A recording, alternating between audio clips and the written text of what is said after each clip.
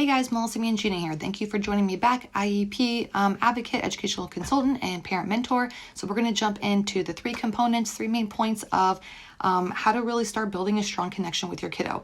And the first one is talking about emotional building. And so the fun way you can do this, emotions range from excited, sad, happy, scared, right? And so one way that we love to have our emotions be on the same page is playing exciting games within our home together. So we like to do hide and go seek or Nerf gun, things where we're sharing the same heightened emotion. So anticipation, excitement, but then it's also fun because we're playing a game within our family together.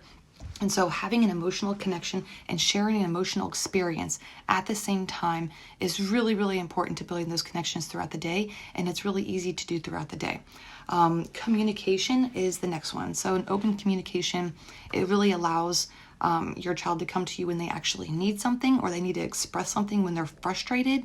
Having that open communication in a fun way makes the hard conversations a lot easier. And so some examples and quick, easy ways to do that is we have highs and lows during dinner. Talk about the low of your day, talk about the high of your day. We also have joke night, right? Everybody has to look up a joke, bring it to the table, and we share jokes during dinner.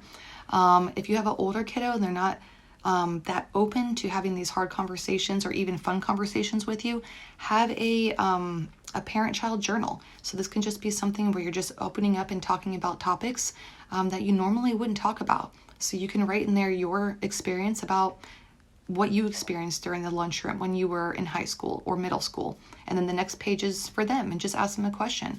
Who do you sit with at lunch and how has that experience been for you? And allow them to write in the journal and write it back to you. Doesn't have to be anything that spends a lot of time, but what it does is just opening up those lines of communication in an easy way. And the third one is quality time.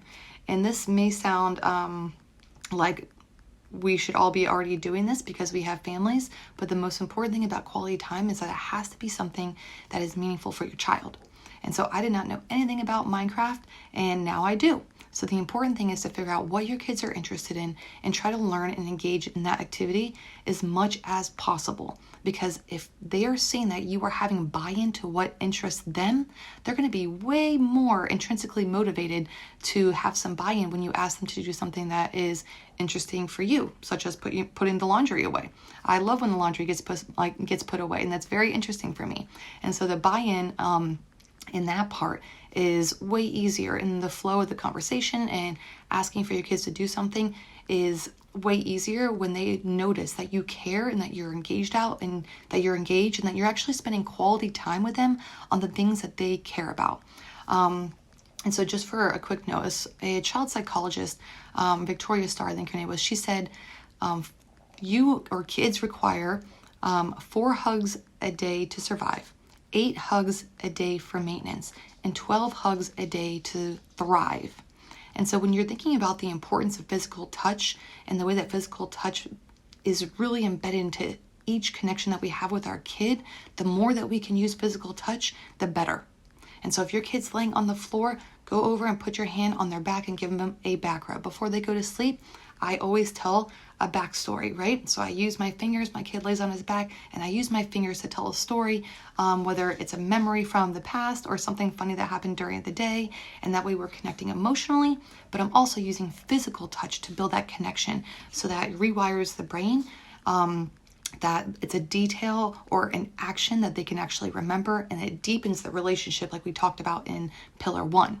And so I hope some of these activities are helpful for you. In my online class, I have a whole list of different activities and connection building activities from ages from little kids all the way up to older kids, because what children need at different developmental stages are totally different based on what fits your family and fits your lifestyle. And so if you want more of those, jump onto the online course. And then the next pillar is going to be based on foundation. How do we really go about building a strong foundation for our family if we really haven't done that before? So I hope to see you at the next video.